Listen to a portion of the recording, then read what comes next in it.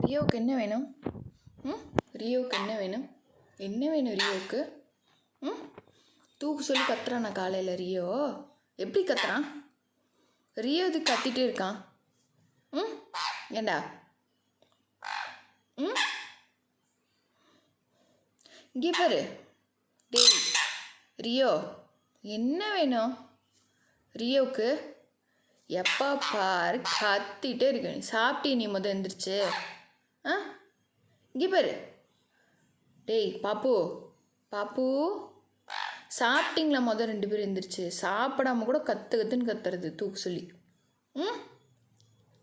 சாப்பிடல, குளிக்கல, எதுவும் பண்ணல.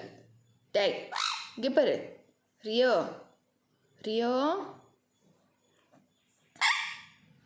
என்னது?